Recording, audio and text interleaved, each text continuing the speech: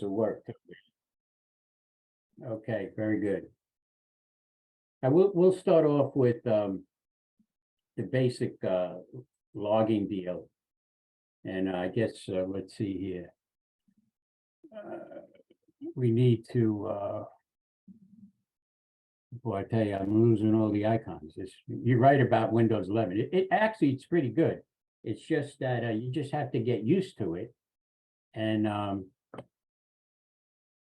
what I'm losing is on the Zoom. Here we go. Share screen. All right.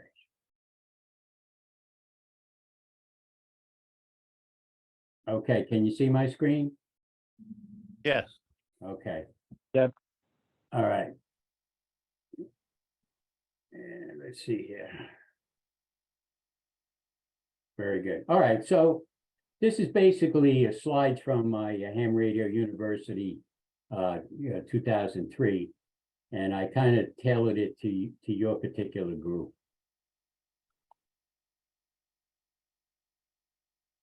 And okay.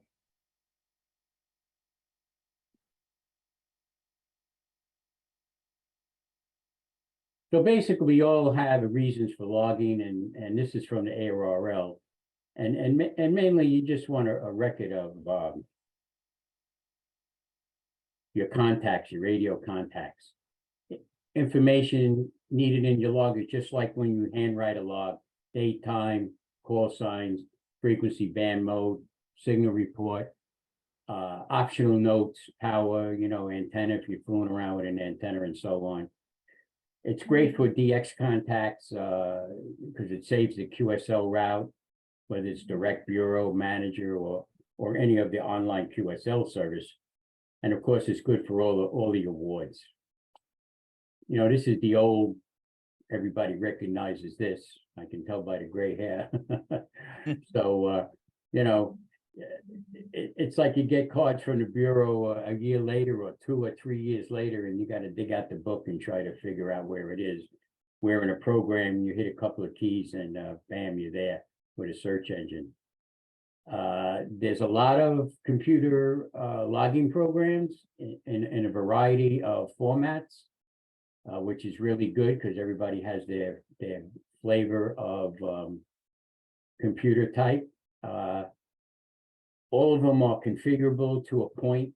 Some aren't, but most of the new ones that are for Mac or PC or so on, you can move the windows around to the way you like it, have as many windows open or less as you want. When linked out online, you can actually link your computer program to the worldwide spotting network. And when spots come in, it will alert you if you need it for a new band mode or all-time new one, et cetera, which is become, pretty much automated. Here's the advantages. It'll log the date, time, and the frequencies and the mode.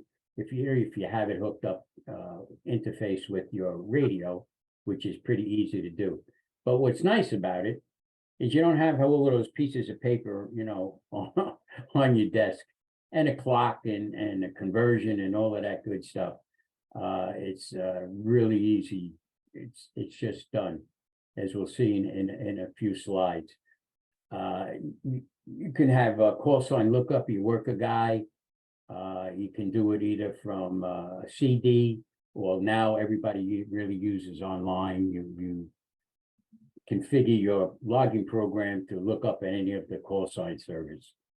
And again, the best thing is if you're an award hunter, it attracts all the awards.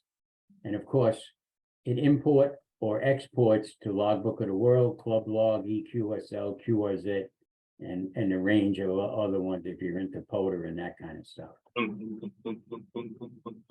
Some of the these if you notice, these are the most popular logging programs. Most of the guys in our local club like this one. It's a very simple program by N3FJP. It's easy to use. It's well written. My only boogaloo about it. It looks like the old DOS program. The next one is DX Lab, which is a whole integrated suite of programs. Besides logging, it has station management, propagation, so on and so forth. That one is a great program, integrates with everything that you would need. You just have to have a little bit of computer savvy to get it running in the right way. Another popular one is this Log4OM. Again, a complete logging program. They all kind of do the same thing. Logger 32 is still active, and I don't remember if it the support is lacking, but I don't see too many emails about it. There's DX for Win, which is one of the first computer logging programs from back in the mid-90s. And that's commercial. You have to buy a license for that one, but that's the one I've been using. And again, it does everything that you need to do. There's Ham Radio Deluxe, also used to be free. Now it's also a integrated suite, meaning it has many programs. It has a great digital decoder program on it, but that has now gone commercial. And if you want to, you go to eHam on the reviews and just type in logging software, and you can click on them and kind of get demos and see if you like it, you don't like it, etc., that kind of thing. Every logging program, of course, needs to be set up with your personal information, your name, your call sign, locators, time zone, lat long, grid square, and all that stuff. And the reason you do the lat long and all of that stuff is if you have a directional antenna, when you say you log a guy from Italy, it'll show your beam heading to that particular location. Radio info, again, probably the biggest thing is integrating certain radios for the logging program, which is nice. An example is, you're connected to the spotting network, and just say, T88FN comes on, you click on it, it puts it in the queue, gives you the beam heading and time and all of that good stuff. And some of the ICOM products could be an issue. And of course, Windows is notorious lately for killing information COM ports. But if you're aware of it, it's not a big deal, This is from DX Keeper, and this is kind of like, wishful thinking, but this is what basic logging entry window would look like. And again, you can add or delete as many parts of that as you want, but that's a typical logging window of all the programs. This is from DX Keeper to track your, VUCC or, your awards, could be anything. And again, totally configuration. Sorry for the blurry deal. I don't know what happened to that. But anyway, this would be what you would have on your screen. And this would be a lot of windows at the same time. But as you can see on the upper left is the actual logging window. You have where it says station needing, that's your DX spotting network. And probably different colors for different modes, bands, so on and so forth. The DX spots are raw. Okay, you got the gray line map. And and again, this is totally configured to you, meaning eyesight, screen size, all that kind of stuff. Most of the time, you don't want that many windows up and running at the same time, unless you're one of the younger guys that can read all of that stuff. This is from a great program. It's called AR Cluster by VE7CC, which you can integrate into your logging program. And what's nice about this particular program, you run it alongside or in the background of your logging program, And as you can see, all the different bands and modes have different colors. And again, that's all configurable. You have the WWV spots, et cetera, and all that good stuff. And again, this is totally configurable on how to do it. It's a really great program. And again, this is just a spotting network, looks like probably from DX Summit, which is another way that you could collect people. The common features of all of this stuff is the record keeping, QSL sent and received. You can search by call, date, band, mode. You know, great, like I said, the great tool when we received that envelope with it from the QSL Bureau, and there's a card in there from 3 or 4 years back. Your awards tracking, and the nice thing, import and exporting, it's almost automatic now to the Logbook of the World or QRZ, EQSL, Club Log, and all that stuff. You can import contacts if you're into the FT stuff, the digital stuff. And if you're into, again, you need to be a little bit of Windows savvy, printing the QSL labels and or cards. It's a pretty neat deal. Not really the conclusion, but this will be intro into the other part that we're going to do. There's daily logging programs and there's contest loggers. Very, very important. They're somewhat interchangeable, meaning you could use a daily logger in a contest and a contest logger for your daily logging. But there's a big but. During a contest, the daily logger doesn't keep score, doesn't show the dupes, and doesn't create the proper reports for submission to the contest sponsor. The contest logger will not track QSLs and awards. So my advice is you use them as intended. After a contest, you can import the contest log into your daily logger, and all of the computer loggers can import or export using the ADI file format, which is the amateur data interchange format. And you always have to remember, like anything on a computer, you got to back up your log. So this will bring us into the main subject of this evening, is logging on a computer for best field day results. And real basic, what you need along with your antenna and radio setups is a logging program, a PC.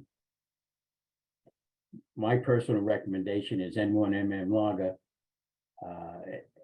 Basically, it's full featured, it's free, and has a lot of support.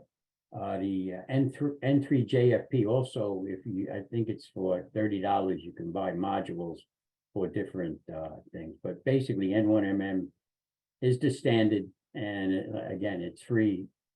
And there's the basic link to what's to that. So anyway, it also has really good support, and you'll see some of the videos that I'm going to show, all the videos that I'm going to show you tonight are all from their website on how-to presentations. So we'll see. So this is what the input entry would be at N1MM. And as you can see, you have this call sign, sent, received, and power. This happens to be for the AORL contest. Field day would have your you would send your whatever your class is. If you worked us W2RC, you would receive 2 alpha NLI. The section would be where the power is. So the tabs there are configurable macros. For instance, if you integrate your radio with a CW key or whatever, you can send CW from just hitting the F3 or so on. And also you can do, if you have the computing capabilities, have voice files, but that's you know, kind of advanced. So this is Larry. He does all the videos on for N1MM. So the first thing that you need to do, and hopefully we'll get this thing open and going. Hi, this is Larry, KA2D. Thank you for viewing my video on downloading and installing N1MM Logger Plus. In this video, I'm going to demonstrate how to find and execute the full install program, how to find and execute the latest update, and finally, how to tell if the installation was successful. This is a short video that Can everybody hear me? Hello? Yeah, I can hear you. Yes, Okay, you can hear the video? yes. Okay, good. Just want to double check. not a whole lot to it. Since you're already watching this video, probably on the N1MM Logger website, I don't need to tell you to go to www.n1mm.com. And from its drop-down menu, select Files, Full Install, and download that file to your PC. Then go back to Files, Latest Update, and from the list of the latest updates, choose the one at the top. It's the most recent, and download it to your PC.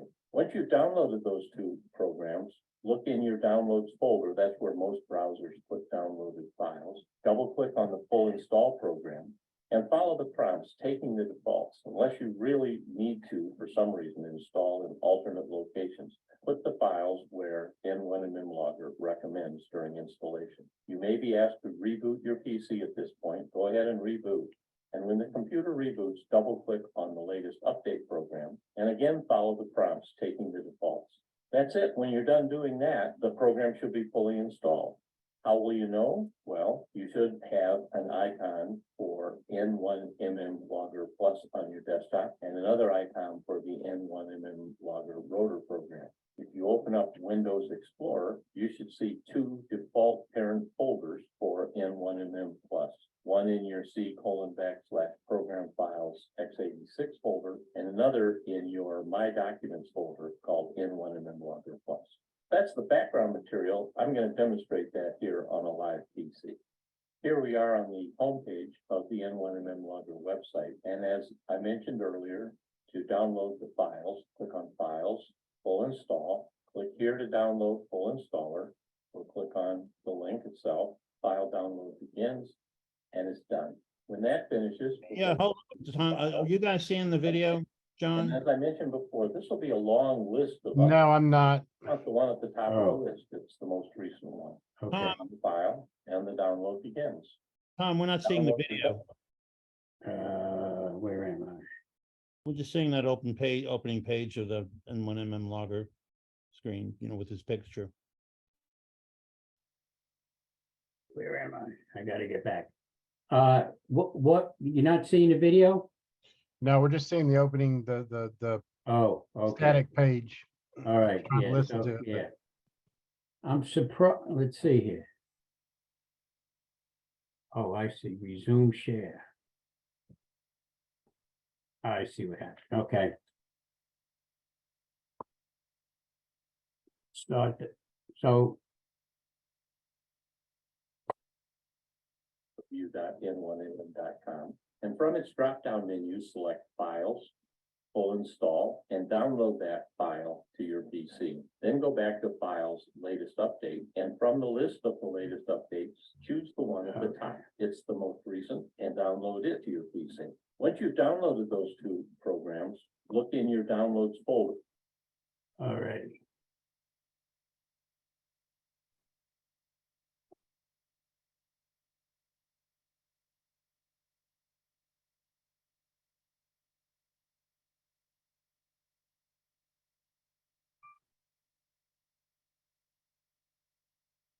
All right, well, this didn't work. I was hoping that it would work. I was hoping that it would work, but obviously it didn't. Like if you go to N1MM, okay, you go to the main screen, and maybe we can do it this way.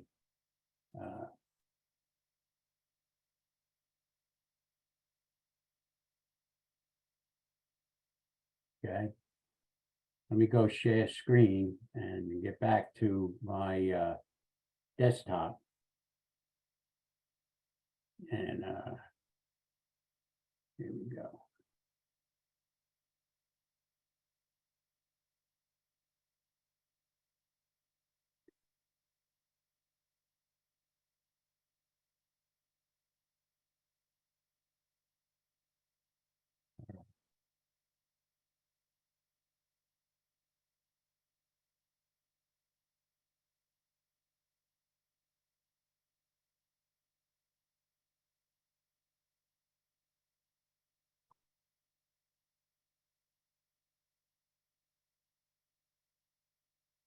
Okay, can you see my screen?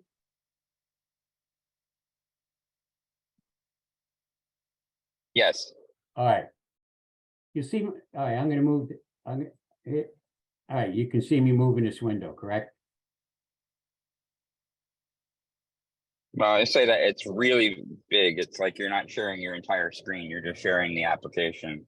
Uh, yeah. See, I don't see for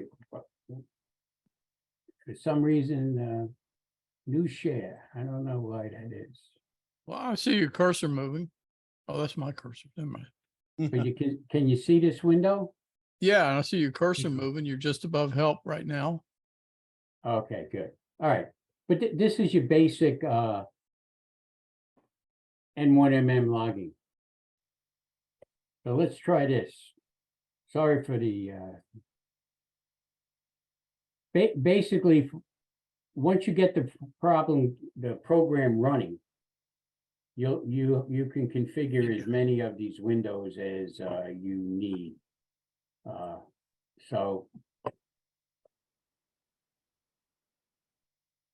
to start a new file for field day, once you have this window open, you go new login database. Okay. All the different contests are in alphabetical order. So you just find FD and it'll say field day June. Okay. You guys are going to be multi-op. Okay. A lot of this stuff doesn't matter.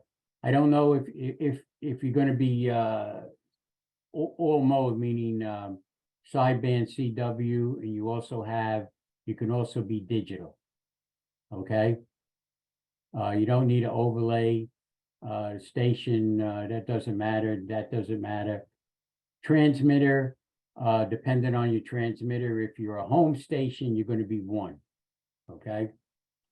And then you would put your, if you're a home station, you'd be 1 Delta, Georgia, GA.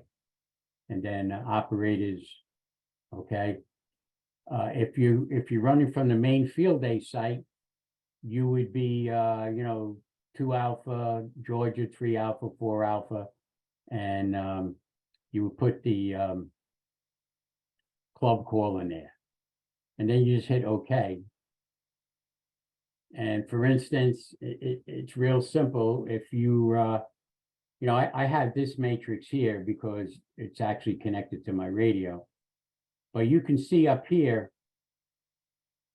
that this means you're on 14 upper sideband. You're in the sideband mode. But if you type in 14 like that, CW, that's how you manually, everything that you log now would be 20 meters CW. Okay. And that goes for all the different bands. And that's only if you're not integrated with your particular radio. The logging sequence is very, very simple. Say you guys work W2RC, you hit the space bar, and well, for now, because it's integrated, you had 2 Alpha NLI, you hit the enter, and that enters it in your log. And it's really that simple. If you have, you hit F12, clears it. If you make a mistake, you can, with the space bar, you can go back and forth. Okay. If you're not integrated and you're not going to use macros or thing, you can eliminate this whole sequence here. You can make the text bigger for if you're on a laptop and you get old guys like me with terrible eyesight, you can make this box bigger. Some of the configuration, for instance, if you decide, I don't know if you can see this, and if you just yell out if you can. This is where if you connect the radio to that particular computer, this is how you do it. And again, there's a lot of good videos from them on how to do this. It's fairly simple. So I don't know if this helps or confusing and so on. But what's great is at the end,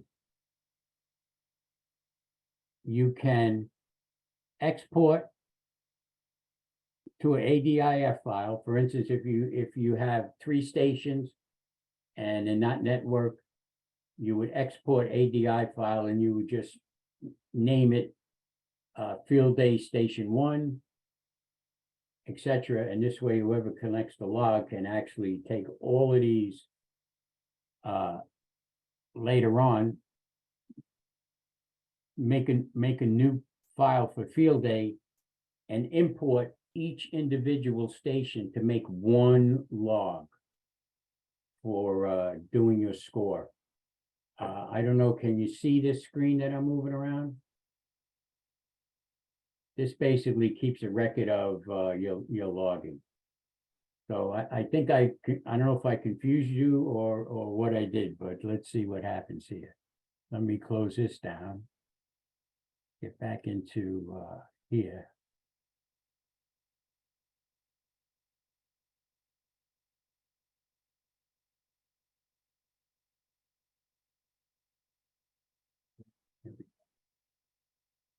And I guess I'm back. Was that helpful or confusing? That was helpful.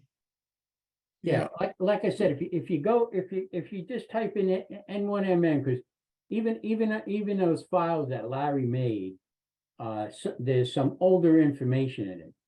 But if you type in N1MM logger in your search, it'll bring you to the website. If you go to the screen, yeah, let's see if we can do this.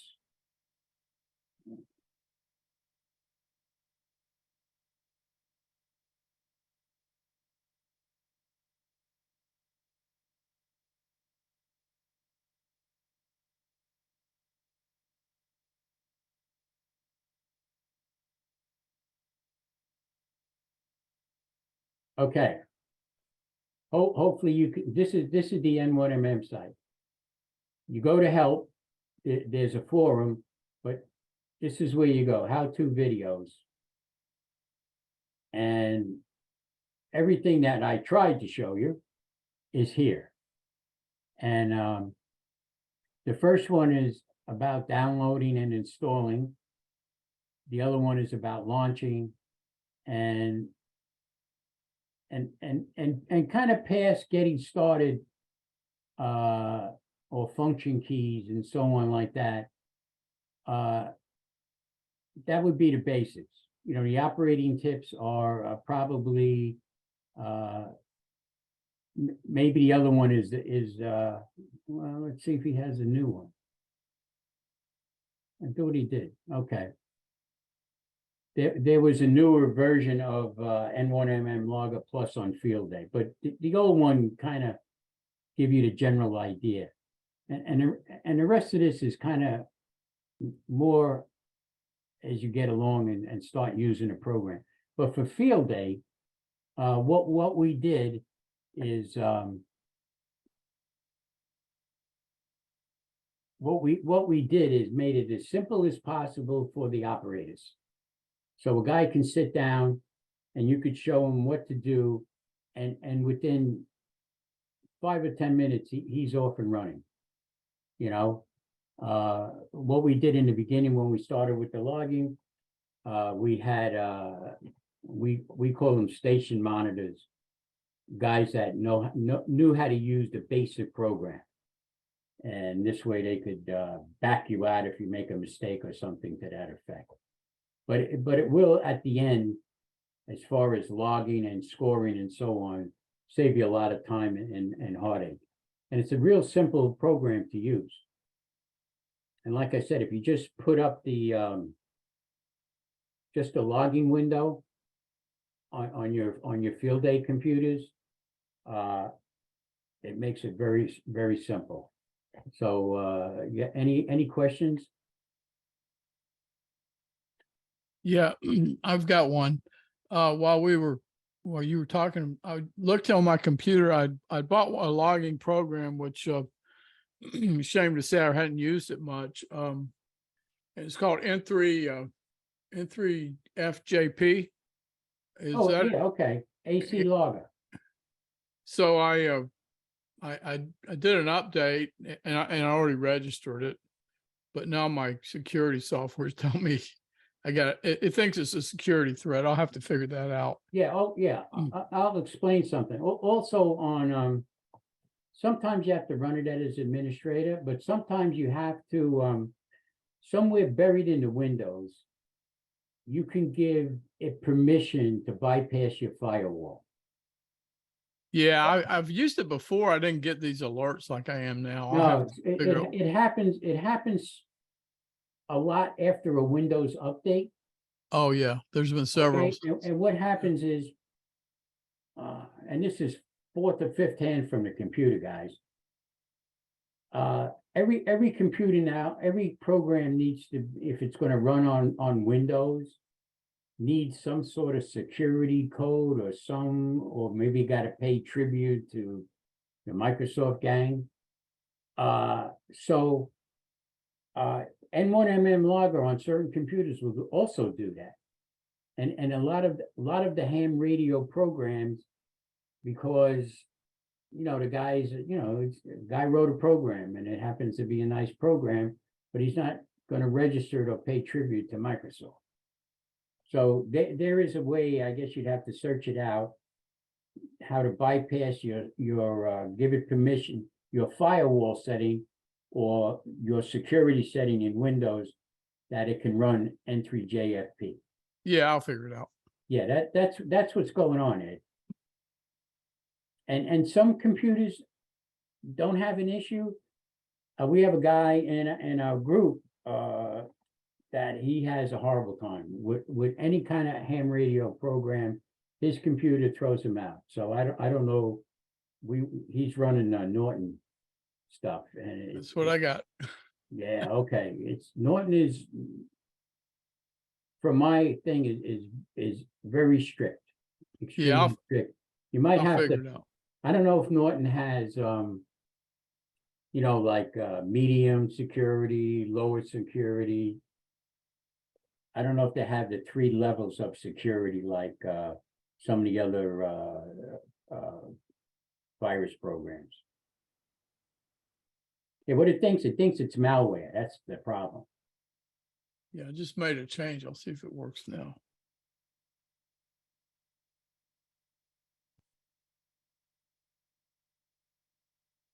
What call sign do you guys use on field day? We just use our W4DOC call sign. Okay. I wrote that down. Oh, it fixed it. I got it fixed. You got it? Yeah, okay. Yeah, that does a lot of like I don't know if you guys are into the FT stuff with WSJT and all of that good stuff. But guys run into that and some guys don't. It's very strange how it seems every computer has a different deal. This particular computer, I finally pulled the button after HRU and after the Beauvais operation, and I updated to 11, and very little issues other than typical Windows. When they do an update to a different version, they just move all the windows around. They move how to get to things. That's basically what they did. So it takes a little getting used to, but all my old amateur radio programs, mainly my logging program, my digital programs, the spotting networks, all of that stuff works fine. I was like very, I mean, I had everything backed up in case I had to go back or do something differently. But that's basically what went on. Well, maybe I'll save it for a rainy weekend Yeah, when the like I weather's too said, bad to go anywhere. Yeah, well, the biggest thing was they just moved stuff around. Instead of having your access all the way over on the lower left, they have it in the middle. You know, then you bring it up and it has all their junk in it, you know, and you have to reconfigure, put your, you know, this way you can click and run things, you know? Hey, do you happen to know if, you know, I've got a lot of little cheap computers that we bought from Micro Center. If you own one license to N3FJP, can you put it on more than one computer, or is that license only good for one computer? You know, that I don't know, but I think he's okay with running it on multiple computers. You know, you probably have to go to his website and, you know, go down onto the details. It's like N1MM, and again, you know, we run our N1MM on, they're all Windows 10, but I mean, the computers that I got from, one of these used places. We bought them for like $95 a piece. Yeah, the purpose for Small. buying the little cheap computers was, Yeah, So and they run fine. yeah. So we bought these cheap computers so we can bring them out. You know, I don't Right. like bringing my real expensive computer out to a park where it could get wet.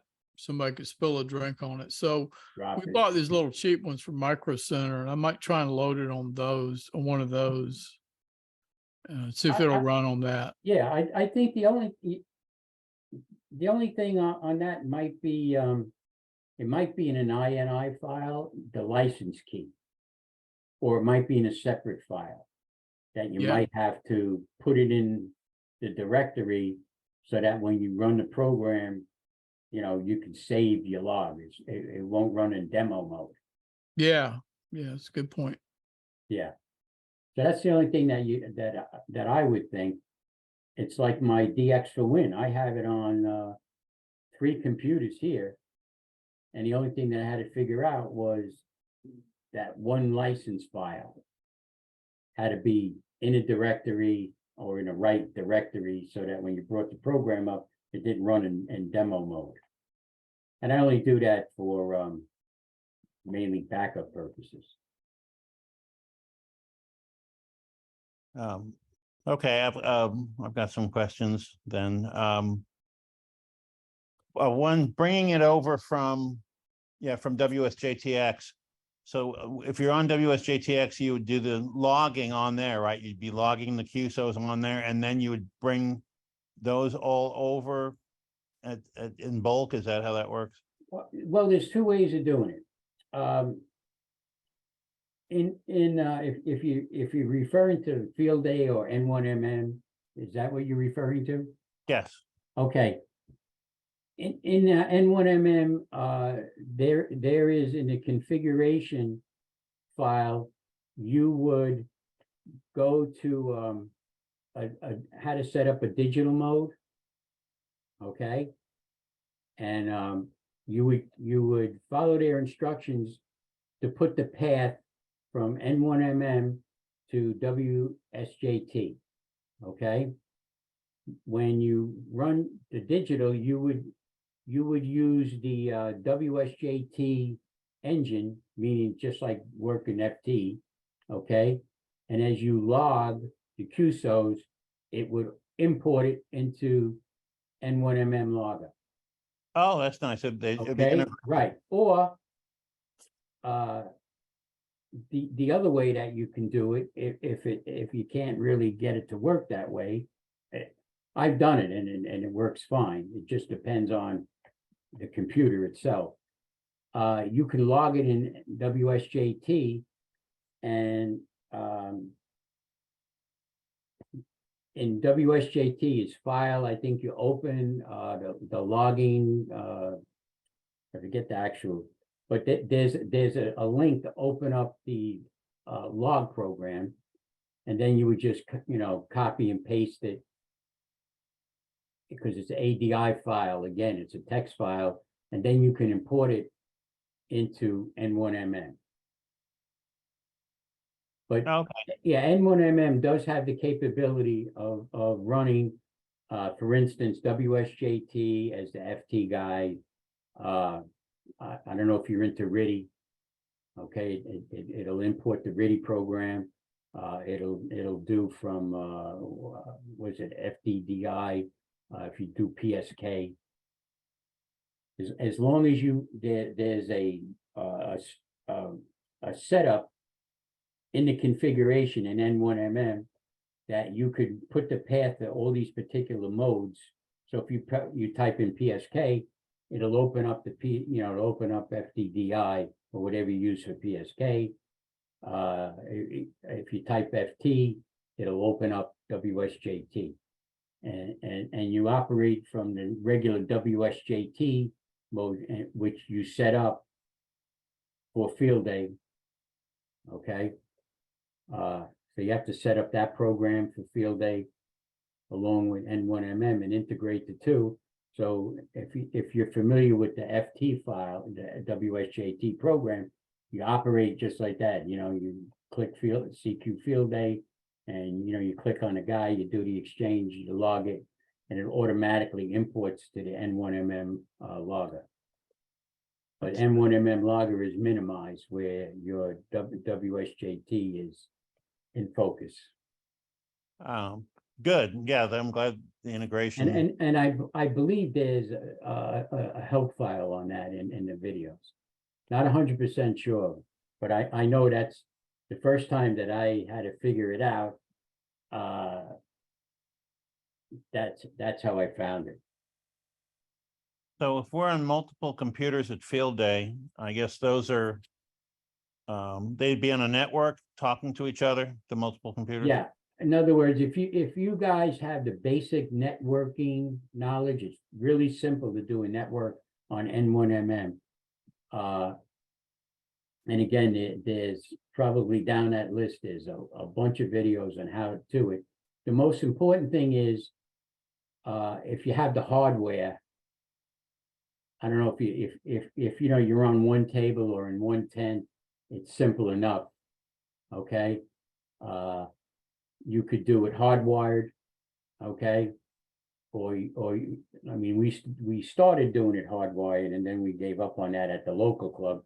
Now, because we got all these new computer guru guys, they have hotspots and all of this stuff that I beyond me right now. But they do it on Wi-Fi.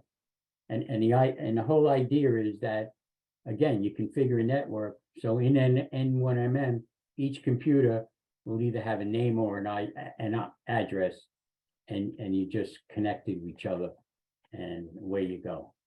It'll keep track of deals between. Yeah, and the new one doesn't even need a server.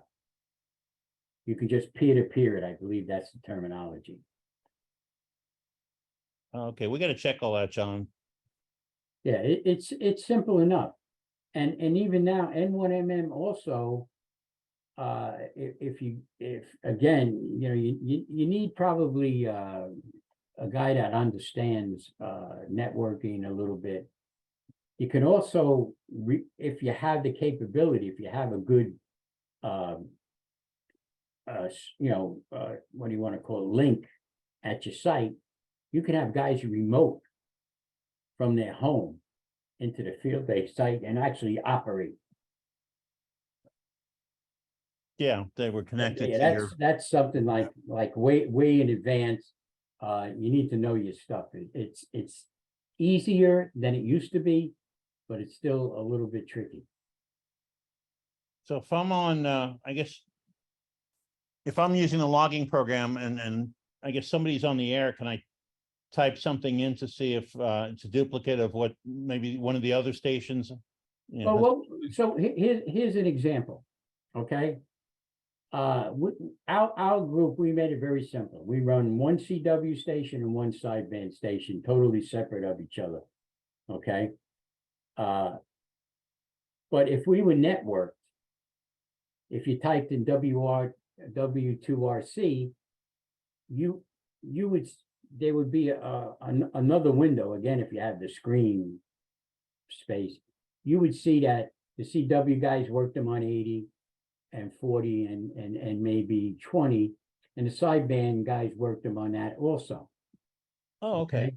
That would be nice. If say you're on 20 meter CW and you work W2RC, as soon as you typed in W2RC, it would come up Duke. red letters. Okay, so you know that if you're searching pouncing, meaning, you would just bypass them. Okay, the other thing, if you're running, okay, and W2RC calls you and it comes up as a dupe, okay, we suggest work them anyway. Because, different operators, could be on the W2RC, copied your call wrong. Okay, so without going through a lot of, you just work them. You give him your exchange, he gives you your exchange, you log them. The worst that can happen, you get 0 points for the QSO. Okay, but it could be on his side that the operator on W2RC blew your call. Okay, so that, meaning you worked him, so you log him as a dupe, and he doesn't have you as a dupe, and that could be one of the reasons why. It's very common on field that, because you get different operators with different skills, and depending on, sometimes 2 years ago, we were in this small little building, and it seems that everybody used to congregate behind the sideband guy. And they're always chatting, and it's like you got your headphones on, but it's like, confusing. But that's something that's not in those videos, because when he made these videos, it was before the FTE guys. It was before that you could work. Used to be 1 delta, meaning home stations on field day could not work another 1 delta. You could work them, but you get 0 points. Now home stations can work home stations, and the guys that work from home, if they're affiliated with your particular group, can add to your score. So That's what we'd be looking for, right, John? yeah. So how's that, John? All right. Yeah, perfect. Yeah. And again, you have my email address, and even though after you guys, I have to go into my field day mode, because I do all the computer logging, and so I have to drag out all the old computers and make sure that they're gonna live through all of this stuff.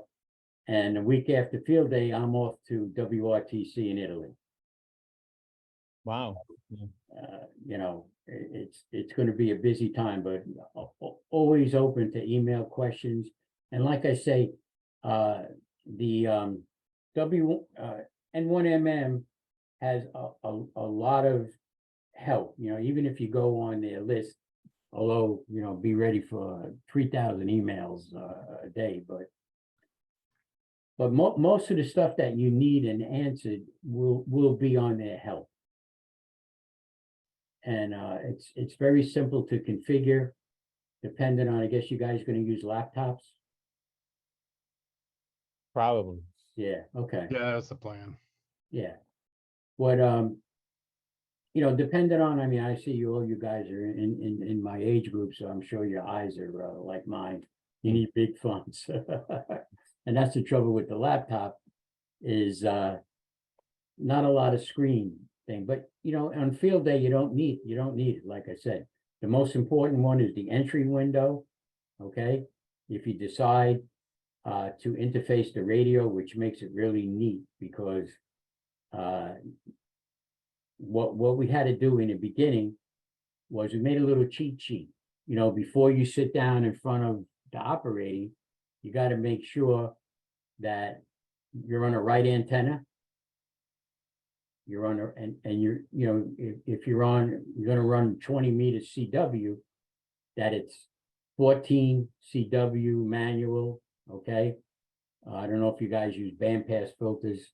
You got to make sure that the right bandpass filter is connected to the right antenna. The newbies, you have to learn, if you do run bandpass filters, not to run the tuner in the radio. Okay. That's how you blow up bandpass filters. The newbies automatically turn on the radio and hit the tune button. That's how they operate. So basically we made a little, sheet, check this, check that, and always have more experienced guys. We call them managers or station guys. Just to make sure that before a guy gets on there, that the station is good, you don't lose any equipment, because that's the worst thing that can happen on field day. Yeah, I think down here they use band captains a lot is what they call it. Yeah, that's it, band captains, yeah. So, in our situation, again, because we only run, well, we actually run 3-4 stations. Because we have a 6-meter guy, but that's a freebie, and a satellite station, so we actually have 4 stations. And we have a great site, it's an old historical estate. So we're in this big barn, which is great. So we're spread out pretty good. We have enough separation on the antennas that we don't boogaloo each other like we used to in some of the other sites. And we have pretty experienced operators and a great group. We operate, there's 2 clubs, but if you came and saw us, you would think it's one group, And the lady that runs the site, the director, she, whatever we need. It's really good. So, anything else? So if you're doing rate control through the logging program, I guess that would conflict with having HRD up, right? Because they both want to. Yeah, Yeah. What happens is, I'm trying to think, I think you turn the rig control off on one of the 2 programs. Yeah. When you go to WFJT, and I'm trying to get my brain in there. It's probably you turn the rig control off on WSJT and just run M1MM. But I guarantee you in a help file that they have exactly what you need to do with that. And it works nicely. I have to say, I'm an old RIDI contester, so I was used to running, but it's the RIDI is different because you're in the main N1MM. It's not minimized, okay? When you run the WSJT and the FT thing, you're running the actual WFJT window, and N1MM is minimized, except for the logging window. So it was a little bit to get used to, and there's a few little tricks in there, but after, if you practice a couple of times, you said, oh, okay, don't do that, do this, In WSJT, I believe it's in the advanced, you go down to, I think it's special something or other, you click field day op, you put the exchange in, and it works fine. To check that out. Yeah. Like I said, there's definitely a video on that somewhere in that stuff. Somebody asked me when I told them we were going to have talking about logging. I think he wanted to know about if that was used for just all the QSOs, that you're doing from home, not in a contest. So I guess his question was, does the FCC, is there any required logging you're supposed to do when you're on the air? Not anymore. Okay, that's gone for a long time. God, probably longer than I can remember. Good. And like I said in my presentation, you can use N1MM as a daily log. Okay, the trouble is it doesn't track anything. So it's a pain in the neck. If say you get a card from a contact, it's hard to search how to do it. That's why I recommend one of the logging programs that actually does that, like N3JFP or all the ones that I listed. Because that's what they do. They in other words, if you get a card, it's very simple. They always have a search part in the main window. So you hit the search button, a window will come up You either type the date or the time, or even a guy's call. You hit enter and boom, it says, you know, it lists all the contacts that you made with that particular guy. And then you can see if it's confirmed, not confirmed. If you have to confirm it, you can click on it, upload it to whatever he prefers, you know, QRZ or Logbook of the World or whatever. Or just fill out your card and put it back in the envelope and ship it out. It makes it so much simpler. I don't contest like I used to, but you know, back 10 years ago, you know, I used to make thousands of QSOs a year, and at the end, I would get a box of QSL cards from the Bureau. So back originally when I was working, we would be off from Christmas to New Year's, and most of my free time that wasn't with the family was answering QSL cards, printing labels, attaching labels, putting them in a box, bringing them to the, so on and so forth. Now with the logging program, it's so much simpler. You know, you get the card, you look at it, it's a, you know, DL4X, you punch it in, you see that, you know, you need to answer as QSL, you tag it, and at the end of the session, you hit print and it prints out into your labels. You put the label on a card, or now I use a QSL service from the Spanish guys. I just tag and export an ADIF file to these guys in Spain, and they print the card and send it to the Bureau. And it costs the same as if you would, you know, buy the card individually. But it's like real simple. You just tag it, and at the end of the session, you save it to a file, you send it to the guy by email, and they check it, and boom, it's done. You go on PayPal, you pay the fees, whatever it is, and it's done. It's fairly automated and fairly simple, and it's good to keep track of it.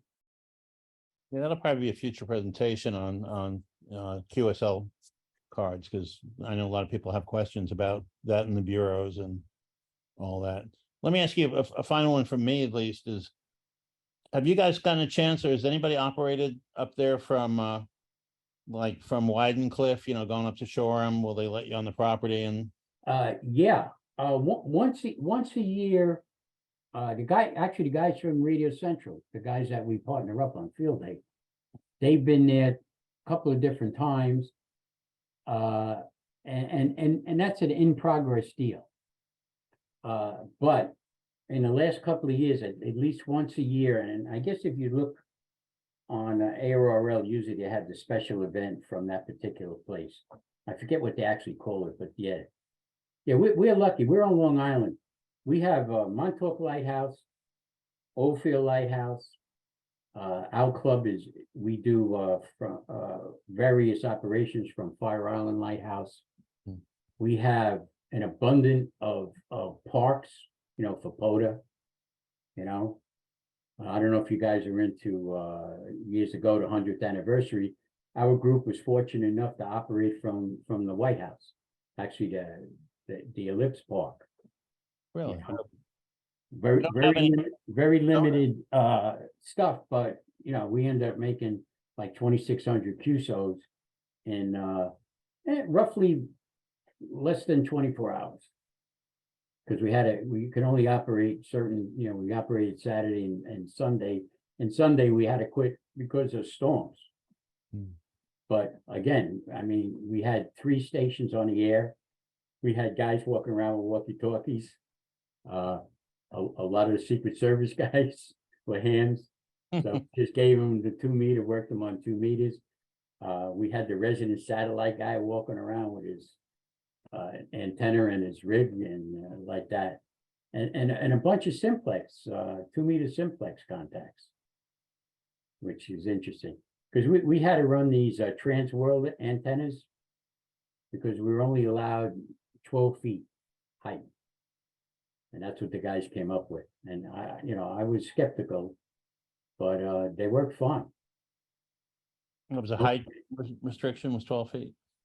Yeah, no noise in the park too. That was the other thing, because you're in the middle of downtown DC.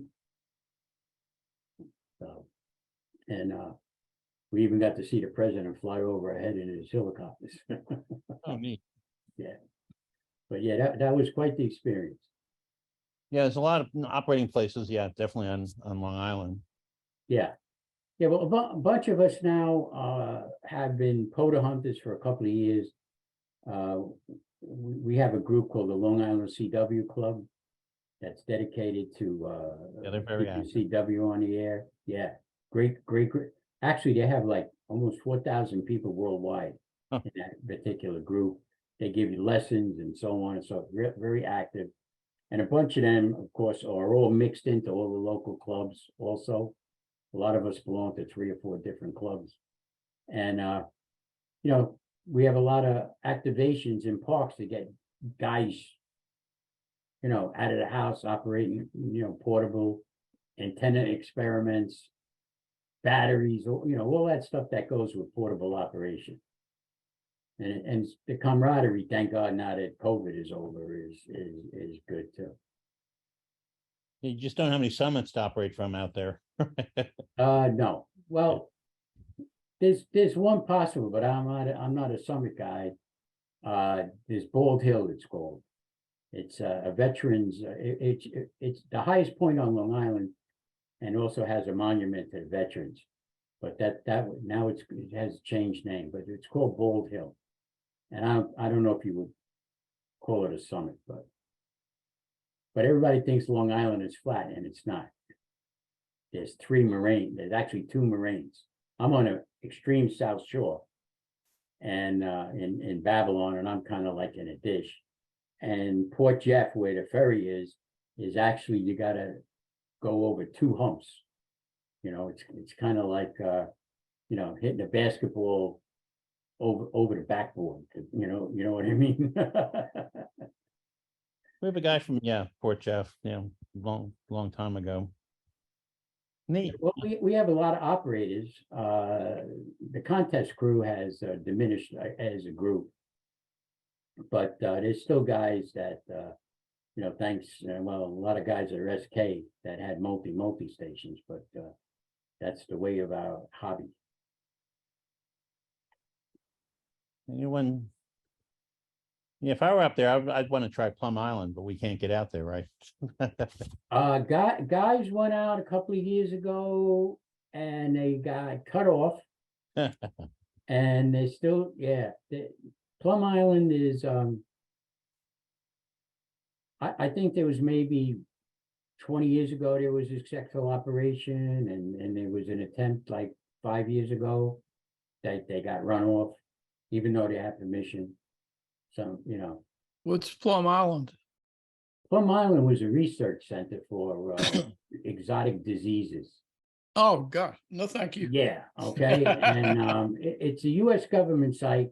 They're trying to make it a national monument and stuff like that.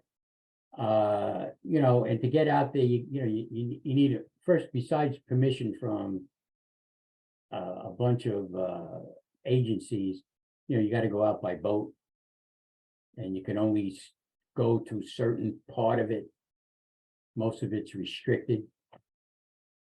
You know, and by restricted on the guard, restricted. So Do they still have those diseases out there on the island? nobody knows. Yeah, I think I'll stay away. Yeah, nobody knows. They think that's where the Lyme disease came from. But yeah, there's parts that have been closed and nobody knows. You know, it's not like out by Montauk is Fort Hero, which was a radar site.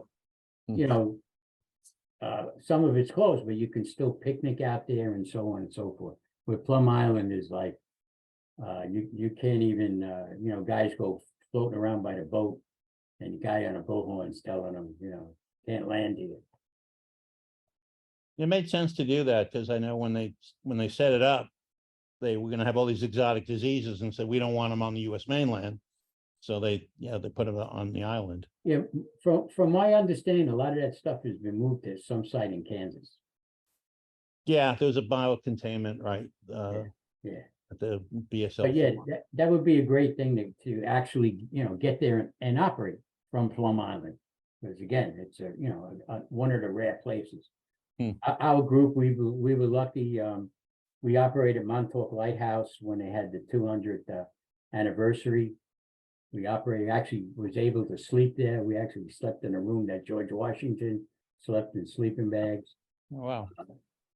So we operated out there 2 years in a row. They got a new director that kind of didn't want us in the place overnight. And, out of Montauk in August, you can't rent a room because you need a mortgage. So, but 1 year we operated Montauk and then we operated Fire Island, and Fire Island is in our neighborhood, so to speak. It's like 15-minute drive and they welcome us. It's great. Been restrictions since Sandy, but we still get to operate there. Not like we used to. We used to go there. We had beams and wire antennas and 3 or 4 stations going. We were able to sleep there and so on and so forth.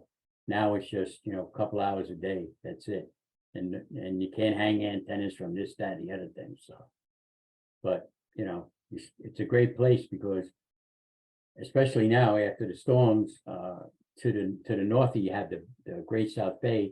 To the south you got the Atlantic Ocean, and if you stand on a veranda you can see both ends. So you don't need much of an antenna, and it's great because it's a lighthouse, it's a park, and it's an IOTA and a US island. So you get 4 deals if you're into collecting all of that nonsense.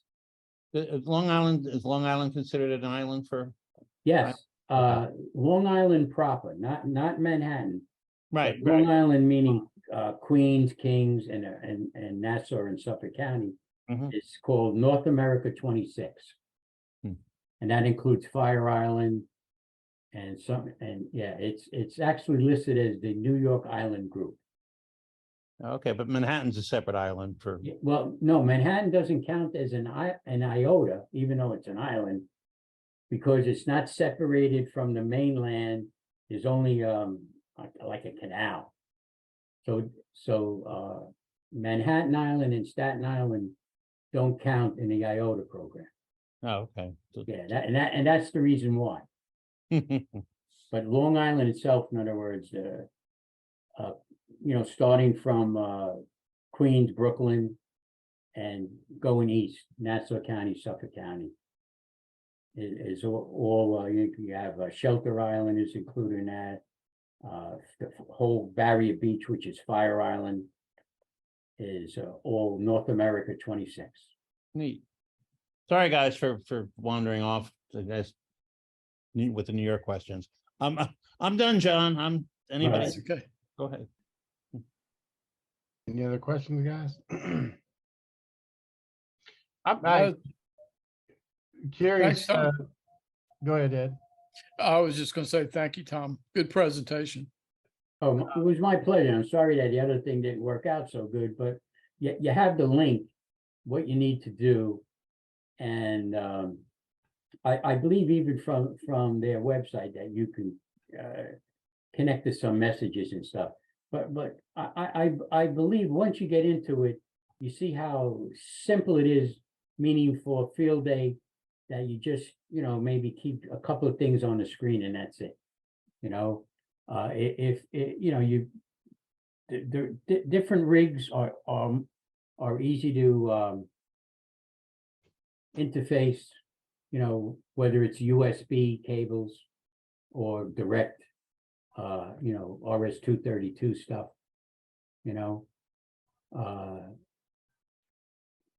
have some toroids around just in case if they're sensitive, depending on how far you are from antennas. You might get some RF, things like that. But when I contest, whether it doesn't matter the mode, I use the macro messages. Okay, real simple. The standard is F4 sends your call. F1 sends the CQ message. F2 is the exchange. And F3 is, thank you and log it, and that's the standard. If you go to any contest station, other than, now they run this, enter and sends message, where you just hit the enter key, send CQ, you type in a call, you hit enter, it sends the exchange, you hit enter, it logs it and sends thank you next, So, but you have to be pretty dexterous in case you have to back up or something like that. So, That's for CW. well, both for sideband too. You can, for instance, sideband, you can make wave files, okay, and do the same thing. Where F4, it'll say Kilo Alpha 2 Delta, right?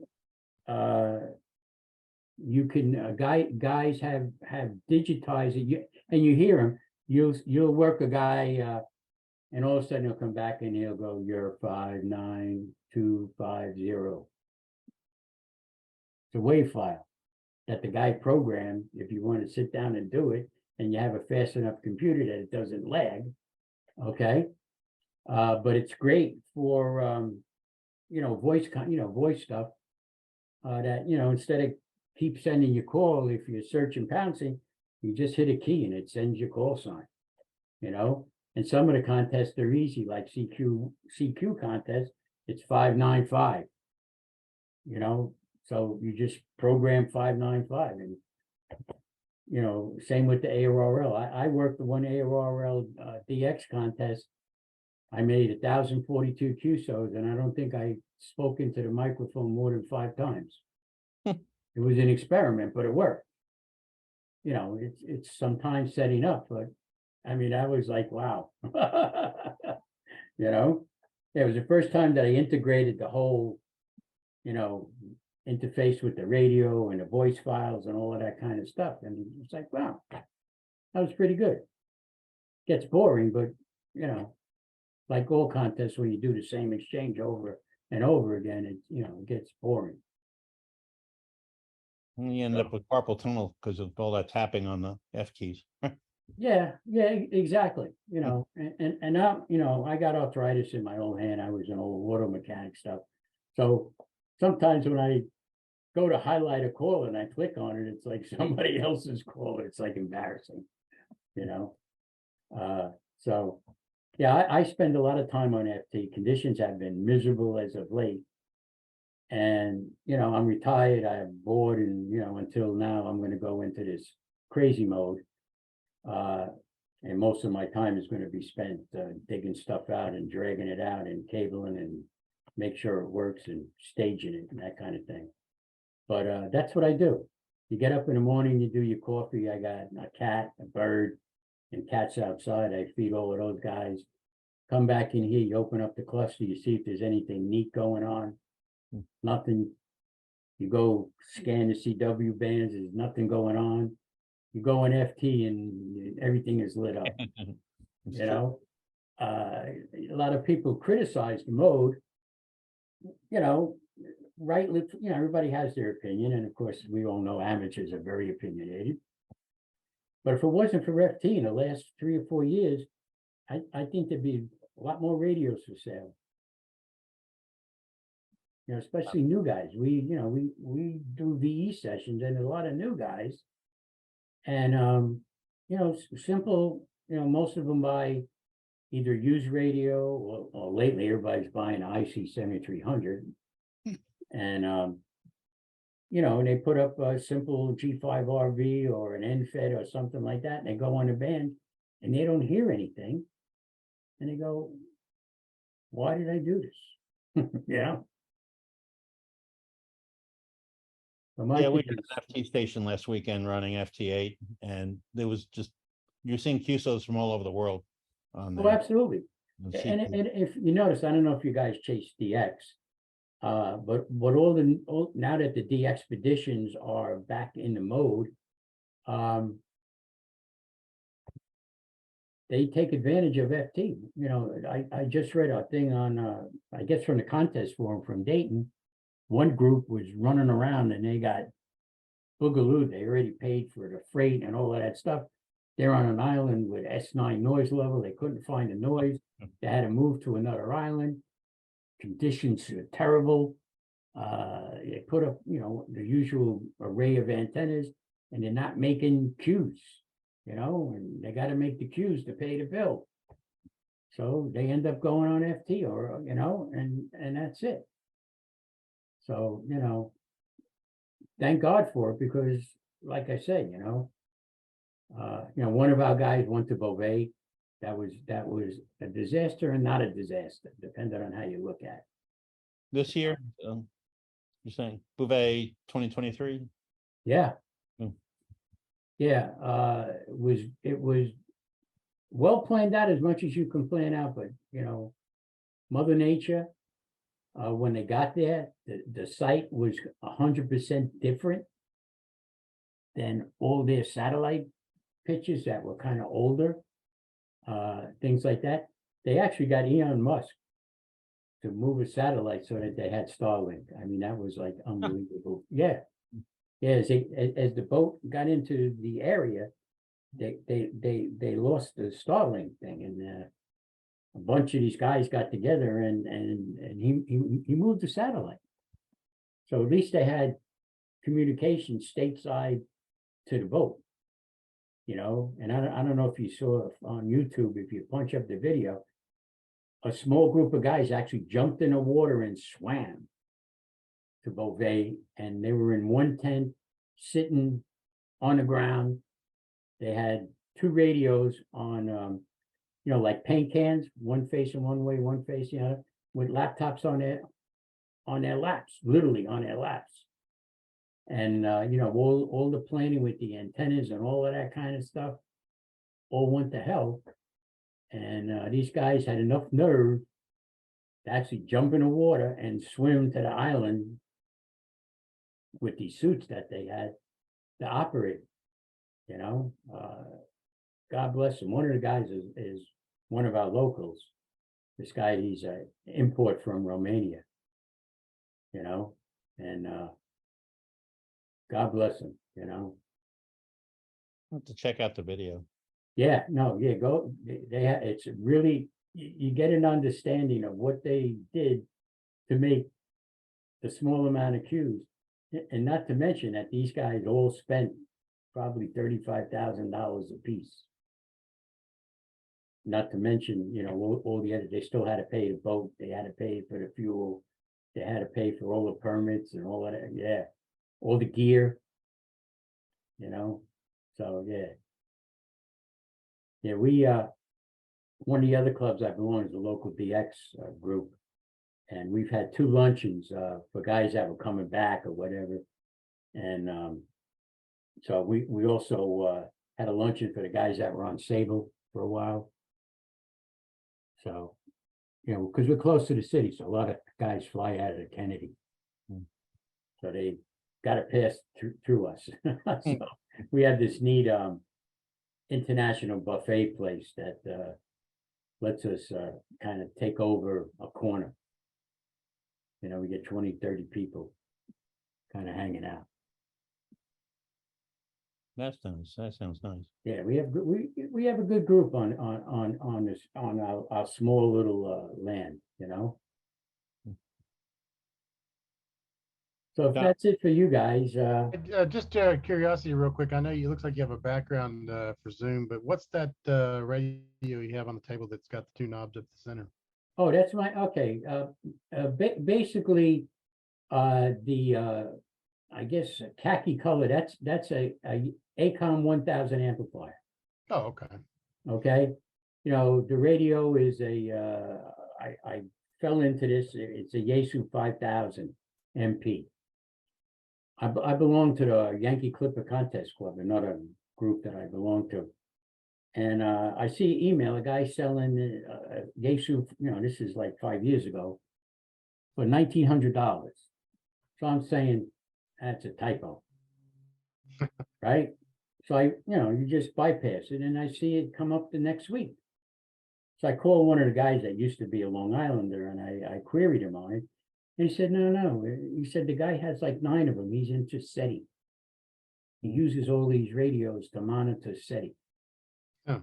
So I made a contact with the guy and he confirmed that's the price, $1,900. That's Oh. a great price. You know, yeah, like, right? So we made the deal. Cost $100 to ship it. He had a commercial account. My niece had a commercial account. It was $100. The thing was like, the shipping container on this thing is like, it's like, wow. But, and it took a while to get used to it. My old radio was a old FT 1000 MP, you know, with all these INRAD filters and stuff because of the way that I play radio and stuff like that. And it took a while to get used to the radio, but I love the radio. But that's basically my station. You can see the dual monitors. I have a micro keyer, which is a modem which controls all the COM ports, makes everything much easier. One USB connector to my PC, and I have like 10 COM ports that I can use for all the various applications that you run. And again, the logging program, you can hardly see it, but on the right-hand screen is the logging cluster. And I believe it probably looks like FT up on the top, the waterfall. And it's really simple. It's on one simple desk. I think it's what, 6 or 8 feet. That's it. And I sit in front of it and I was able to touch everything. When I do this, because I want to use this particular computer, I just move my camera and my stuff from my email computer, I call it, over to this guy. And like I said, some of the boogaloos are probably Windows 11 stuff or just not pressing the right button. Because this is the one I also use this particular setup when I do HRU, which hopefully this year we may have a back to going live. You know, the local guys would go nuts.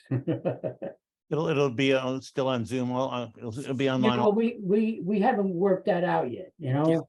Depending on the location. We were in a college, Long Island University at Post. And our plan before COVID, the original HRU was in the student activities building, which was small classrooms. But what was nice, it had a big foyer for incoming. We had a cafeteria. You just go in and they had cafeteria, had Starbucks, all that other kind of stuff that people like to do. But the classrooms were small, and we had to supply all the audio video stuff. So if you walk out the back, there's a regular building that's classrooms. So we already contracted to use one hallway full of classrooms. Every classroom was like 50 seats with all AV stuff, so that we could be live and stream at the same time. But COVID hit. The people that we had contact with, like all organizations, all left. So now we're left with nothing. So we're in negotiation with a couple of different places, but it's not in the budget. You know, that's the problem. You know, we were lucky with the original Briarcliff College, was a local college.